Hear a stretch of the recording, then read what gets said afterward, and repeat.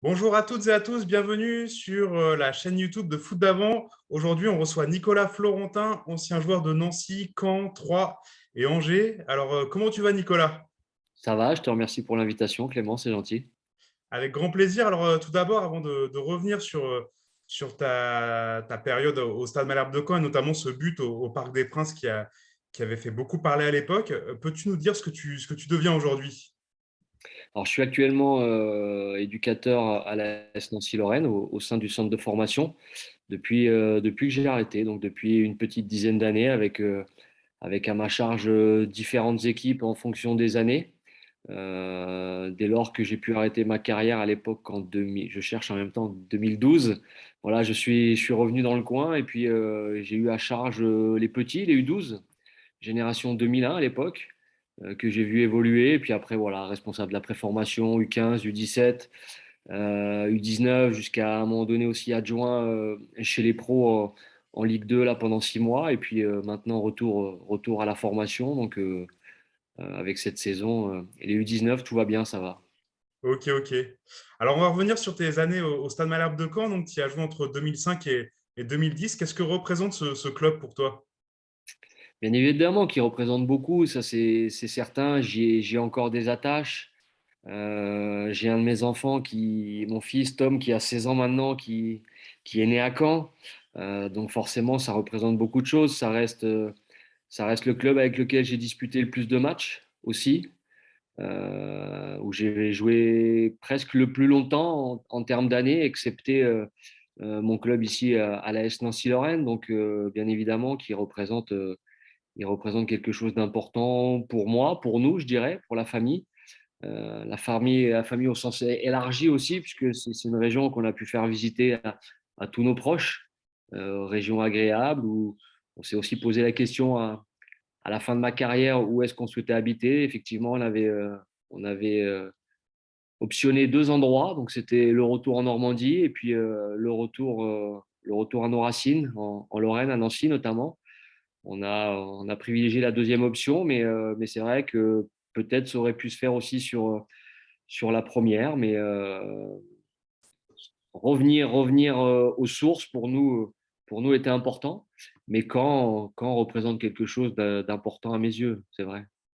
Alors, on va revenir en 2005, à l'été 2005, à l'époque, donc tu es un joueur de Troyes. En toute fin du mercato, tu arrives à Caen. Est-ce que tu peux raconter comment ton transfert à Caen s'est réalisé à l'époque? Alors, c'est effectivement sur la fin du mercato, fin août. J'avais eu des échos de par mes agents que le Stade Malherbe s'intéressait à moi. J'étais content déjà. J'étais content puisque j'avais marqué à Dornano et j'avais joué déjà aussi à Dornano, notamment avec Beauvais lorsque j'étais sous contrat ici à Nancy et que j'avais été prêté une saison en Ligue 2 à Beauvais.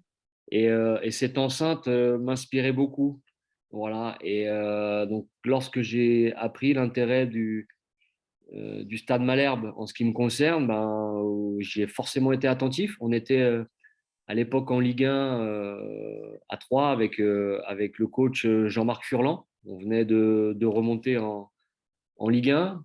En première division, à l'époque, je ne sais même plus parce que c'est vieux, hein, ça date. Hein. Ligue 1, c'était Ligue 1, ouais, C'était ouais. déjà la Ligue 1, voilà. Ouais, ouais.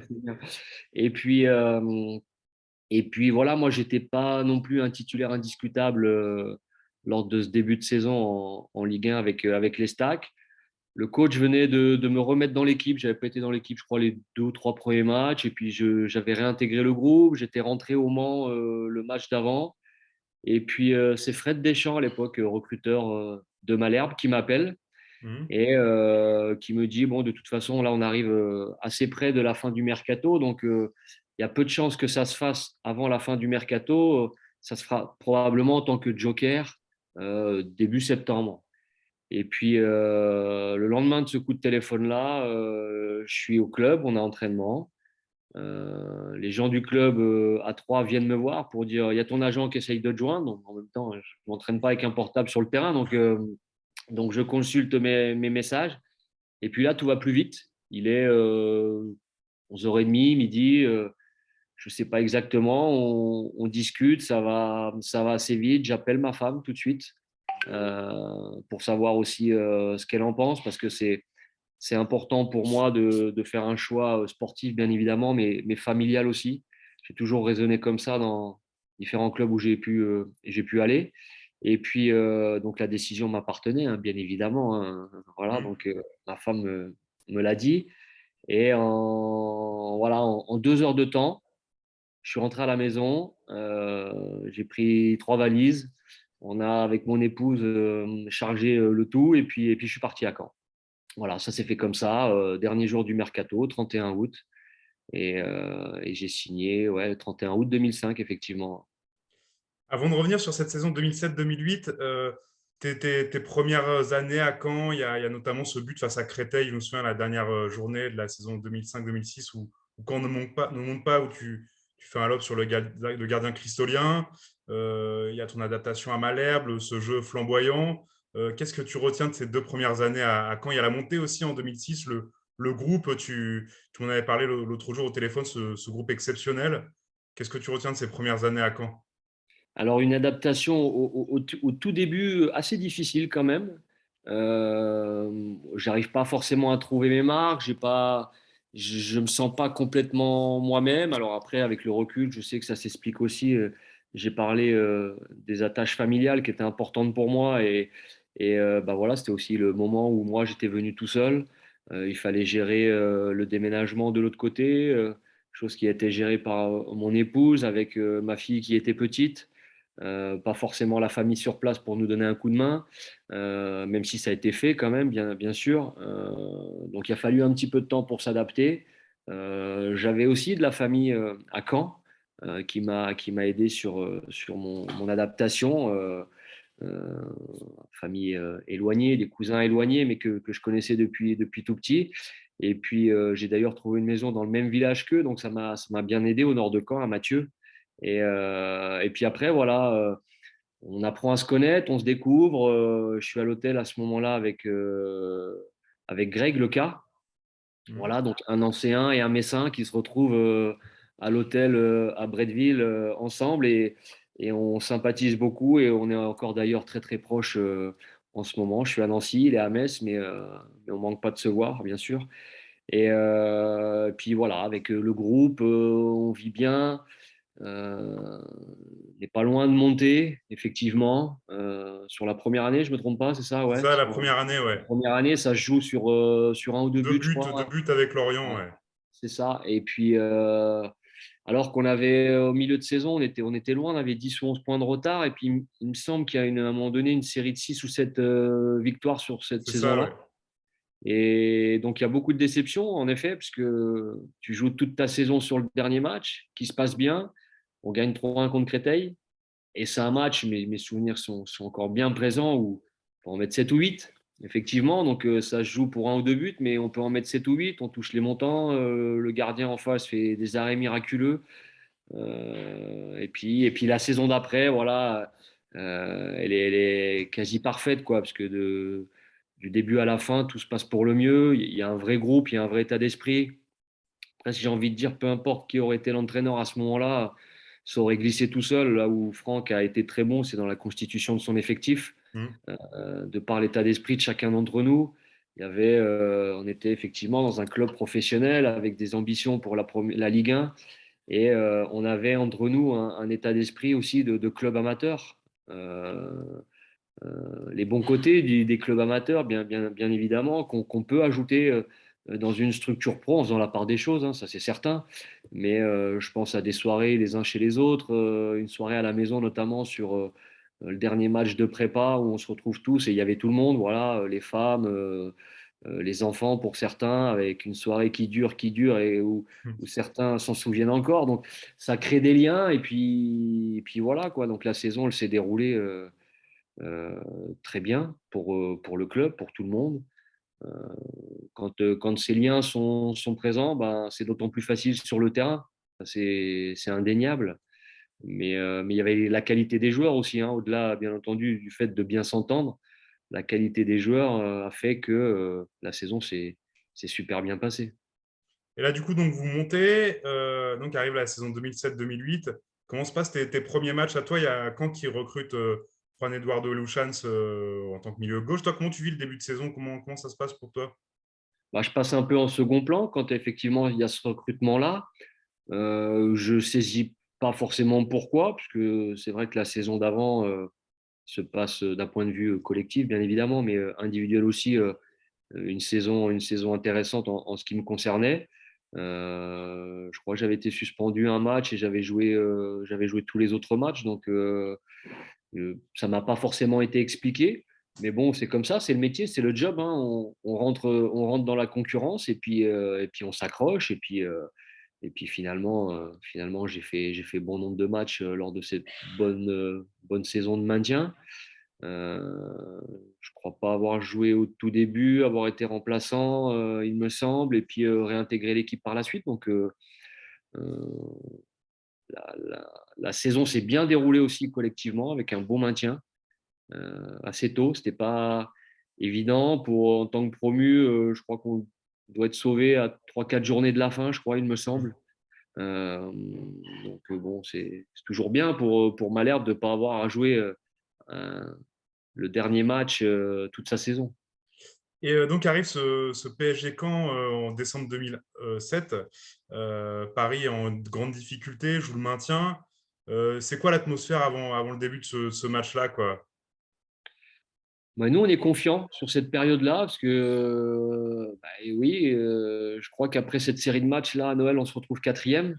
On avait dû enchaîner 4 5 victoires d'affilée avec Strasbourg, Rennes, un nul 3 jours avant, il me semble, à Lens. On avait enchaîné 2 déplacements. D'ailleurs, on était restés tous ensemble à l'hôtel entre Lens et Paris. Mhm. Et je me rappelle d'une grève des supporters au parc où on commence le match et on rentre dans le stade presque vide. Voilà, la grève du COP là derrière les buts, c'était assez particulier. Et au bout d'un quart d'heure, 20 minutes, quand ils sont tous rentrés dans le stade, là oui, on s'est rendu effectivement, même si on y avait déjà joué, mais ben voilà, cette enceinte est magnifique et il n'y a pas besoin qu'elle soit remplie à 100% pour que ça fasse du bruit. Mais l'état d'esprit était bon, on était confiant. Après, quand on va jouer au parc, on sait que c'est toujours difficile. On était mieux classé qu'eux, donc c'était assez paradoxal. Je crois que c'est la période en plus où Johan Gouffran est sollicité par Paris C'est ça, ouais. pour y aller à Noël. Donc les rôles étaient un petit peu presque inversés. Mais en tous les cas, nous, on y va, on a rien à perdre, hein. Et puis ça se passe bien, quoi, encore une fois. Donc, on a gagné 1-0. Et avant de revenir sur ton but, comment étaient les Parisiens sur le terrain? Est-ce que tu sentais de la tension chez eux? Comment ils étaient, quoi? Non, pas forcément. J'en ai plus senti pardon, sur le match retour. Hmm. Mais sur le match aller, voilà, il reste bon nombre de matchs. On sait que ça reste un gros club, une grosse équipe. On savait il y avait quelques tensions de par leur classement et que Paris ne peut pas se permettre de rester à cette place-là. Mais nous, on ne s'occupe pas de ça. C'est Ouais, clair qu'on est ouais. là pour essayer de ramener quelque chose. Ramener un point était déjà très bien. Alors, la victoire, bien évidemment, que je ne vais pas dire qu'on ne l'espérait pas parce qu'un match reste un match et tout est possible sur un match. Mais on n'est pas forcément super attentif comment au ressenti des Parisiens. On est vraiment concentré sur nous-mêmes.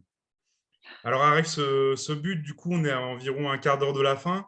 Il y a Marco Serra qui glisse sur le ballon, il marche sur le ballon et toi tu récupères, tu files vers le but et tu bats Michael Landreau. Est-ce que tu peux raconter l'action? Comment toi tu l'as vécu de l'intérieur? Ouais, pas de souci. C'est vrai que je pars au pressing un peu tout seul. Ouais, ils étaient partis sur une relance courte, il me semble, sur Seara et je vais cadrer le porteur tout simplement. Voilà, alors sans penser bien évidemment qu'il allait faire une erreur technique, hein. J'y vais en essayant de l'orienter pour favoriser une récupération du ballon peut-être un peu plus haute parce qu'on était en train de subir aussi. Et je le vois effectivement, en étant sous pression, commettre cette erreur technique, puisque s'il n'avait pas été sous pression, il aurait eu le temps de jouer tranquillement. Mhm. Donc ça favorise finalement cette erreur aussi. Et puis lorsque je récupère le ballon, ouais, je sais que j'ai pas juste à la pousser dans le but parce qu'il me reste peut-être 20 ou 30 mètres à faire en conduite de balle, avec des joueurs qui reviennent dans mon dos en poursuite. Euh, ça va vite, mais c'est long en même temps quand on a le temps de conduire le ballon comme ça pendant 2-3 secondes pour essayer d'ajuster le gardien. Et puis, arrivé devant Michael Andro, j'ai ça en tête où je sais que lorsqu'il anticipe d'un côté, il y a toujours son pied qui va traîner de l'autre. Mm. Donc, ma priorité, elle est de croiser et surtout de lever le ballon. Voilà, Mm. parce que si je la mets au sol, je sais qu'il y a un risque pour qu'elle soit arrêtée des fois du bout du pied. Et puis, voilà, j'ai la chance que dans ma conduite de balle aussi, le ballon avance correctement et me permette, dans ma foulée, de pouvoir ajuster correctement avec mon pied gauche, le gardien parisien. Et alors, quand tu vois que le ballon rentre au fond des filets, qu'est-ce que tu ressens? C'est ton premier but, il me semble, au Parc des Princes, non? Non, Non? non, non, non. J'avais eu la chance de marquer pour la naissance de ma fille au Parc des Princes à l'époque avec Nancy, où trois En jours Coupe de la après, Ligue, non? c'est ça, en Coupe de la Ligue, ouais. Donc en janvier 2002, 3 jours après la naissance de Laura, j'ouvre le score sur coup franc. Et on avait sur ce match-là fait un partout. Et on avait été éliminé au tir au but. Je crois que c'était en quart de finale, il me semble, de coupe de la huitième ou quart de finale de Coupe de la Ligue avec Nancy. Donc j'avais déjà eu la chance de marquer au parc. Là, ce qui me vient en tête direct après le but, c'est de me diriger vers tous mes potes du banc et vers tout le staff en fait, parce que c'est un reste particulier de gagner à Paris quand même. Il faut pas non plus mentir. Et je me voyais pas partager ce but-là uniquement avec les copains sur le terrain. Voilà, donc ma priorité c'était de rejoindre directement le banc de touche et de communier en équipe. Et les minutes qui ont suivi, toi, dans ta tête, est-ce que tu t'enflammes, tu sors un peu de ton match ou parce que marquer au Parc des Princes, c'est pas rien, quoi. Comment tu es les minutes qui suivent? Non, je m'en souviens plus très honnêtement. Bon, je m'enflamme, non, j'ai pas fait 3 tours de terrain. Voilà, je sais qu'il y a encore un quart d'heure, 20 minutes à jouer, que Paris va pousser. Je suis dans l'état d'esprit collectif, c'est-à-dire essayer d'aider mes partenaires à tenir le score parce qu'on sait qu'on va subir.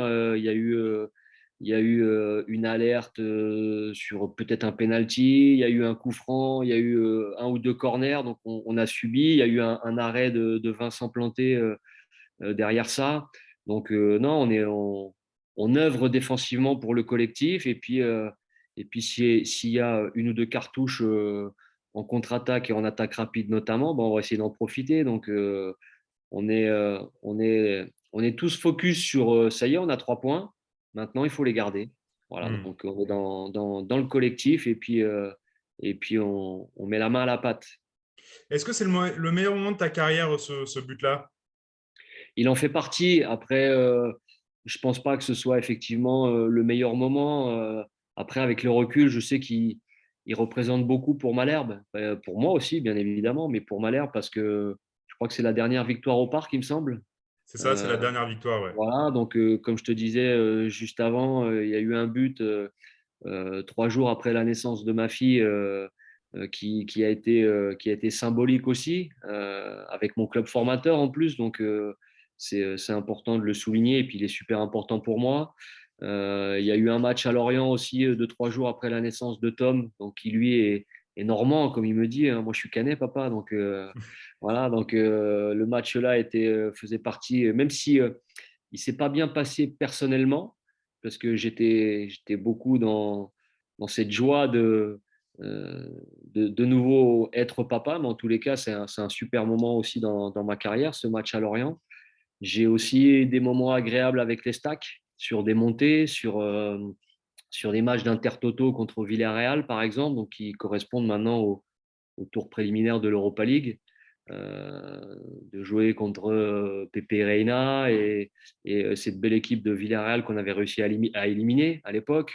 Non, des bons moments, hein, j'en ai eu. Et ça en fait partie, ça c'est sûr. Il y a eu les montées avec Malherbe aussi, ma première montée avec Nancy, lorsque j'étais tout jeune et qu'un an auparavant, je jouais en PH, donc c'est R3 aujourd'hui. Et de me retrouver avec tous ces mecs à la SNL je les voyais à la télé, et puis l'année d'après, j'étais avec eux et on faisait la montée. Donc, c'était, euh, c'était top, quoi. C'était top. Ouais, Donc, ouais. il y en a eu des bons moments. Il y en a eu. Et t'en parlais tout à l'heure de Johan Gouffran. Est-ce que enfin, c'est l'époque où Paris devait le récupérer à Noël. Finalement, ça s'était pas fait. Comment il avait été sur ce match-là? Est-ce que on en avait parlé un peu au sein du vestiaire? Est-ce que ça représentait quelque chose d'important, enfin, de polémique un peu pour vous à l'époque au sein du vestiaire? Polémique, non, parce qu'on pouvait comprendre comment Johan soit intéressé par le Paris Saint-Germain. Ça me semble logique. Qui ne serait pas intéressé par le Paris Saint-Germain? Euh, je me souviens d'avoir été interpellé un dimanche après-midi par un supporter dans une structure de jeu pour enfants où j'emmenais mes enfants quand j'avais les moments libres pour jouer, où ce supporter ne comprenait pas pourquoi Johan risquait de se diriger vers Paris, dans la mesure où à ce moment-là, nous, on était quatrième et puis Paris 12e, Fin de tableau, 15e, ouais. c'est pas exact, fin de tableau. Bon, après, on peut comprendre que quand en plus on est parisien de naissance, il me semble que c'est le cas de Johan, jouer au PSG, forcément, probablement un rêve de gosse, mais on n'embêtait pas Johan par rapport à ça. On s'imaginait qu'il était intéressé, et ça me semblait logique. Mais en tous les cas, il était focus sur notre objectif et il était 100% avec nous à partir du moment où le mec il joue à fond. Après, les transferts de collègues, c'était pas le premier, c'était pas le dernier. Mais en tous les cas, ça a été bien vécu par le vestiaire, par le groupe. Et d'ailleurs, Johan n'a pas rejoint Paris, Paris à ce moment-là. Hmm. Alors, on va parler aussi du match retour. C'était au mois d'avril 2008. Là, par contre, c'était un match beaucoup plus accompli. Victoire 3-0. Quel souvenir tu gardes de ce match-là, Dornano? Ouais, une super ambiance. Super ambiance, effectivement. Il y avait aussi beaucoup de Parisiens. Ils avaient rempli la partie visiteurs. Ils étaient là. Et je me souviens, là, par contre, de comment un état d'esprit différent des joueurs parisiens, parce qu'on approchait de la fin de saison. Et c'est peut-être même nous le match qui nous permet d'être sauvés, je crois, C'est ça, mathématiquement, ouais, ouais, ouais, c'est ça, ouais. honnêtement. Et on a eu la chance de bien dérouler ce match-là. Et Paoletta, il y avait eu, il me semble, un supporter qui était passé au-dessus du grillage et on voyait, c'était pas le Paoletta que je connaissais assez proche des supporters. On voyait que là, effectivement, il y avait une vraie tension entre les supporters et puis les joueurs parisiens parce qu'ils ont été à deux doigts de descendre cette année-là, en effet. Ouais, ouais. Et du coup, donc pour terminer, est-ce que tu étais toujours en contact avec des supporters malherbistes? Quel héritage tu penses avoir laissé au Stade Malherbe de Caen? L'héritage, j'en sais rien. Ça, c'est pas à moi d'en parler. J'ai passé 5 belles années où j'ai tout connu. Euh, comment la non-montée pour un ou deux buts, la montée, le maintien, la descente, une fracture de la jambe, comment quitter le club alors que j'aurais aimé rester. J'ai vécu de belles choses là-bas, donc ça c'est sûr. Les réseaux sociaux aujourd'hui nous permettent d'être en relation aussi avec les supporters. Bien évidemment, je suis toujours touché lorsqu'on me laisse un petit message et qu'on se remémore comme aujourd'hui le passé. Je suis bien évidemment les résultats de Caen toujours avec un staff actuel que moi j'ai pu connaître aussi à Angers. Voilà, Stéphane et puis son staff, Olivier le président, Johan aussi avec qui j'ai pu jouer. J'ai de temps en temps Nicolas Sub sur un petit message une fois par an comme ça ou au moment de la Gambarde l'année dernière. Donc il y a des relations qui sont toujours là, mais la génération est passée. Aujourd'hui, on est dans le passé, hein, c'est pas un souci. On fait tous partie de l'histoire de Malherbe et des clubs dans lesquels on évolue. On a toujours essayé d'être les meilleurs possibles et en tous les cas d'œuvrer pour le club. Je trouve que cette génération-là l'a plutôt bien faite. On a un peu le sentiment que, avec des commentaires de supporters, beaucoup de gens se sont identifiés finalement à cette génération-là, à cette période-là en tous les cas Mhm. puisque avec Franck aux manettes, il y a eu beaucoup de jeux sur le système notamment en 4-4-2 à plat ou 4-2-3-1. Comment après 4-1, 4-1, peut-être un peu plus en Ligue 1 parce qu'il fallait solidifier aussi un petit peu ce milieu de terrain.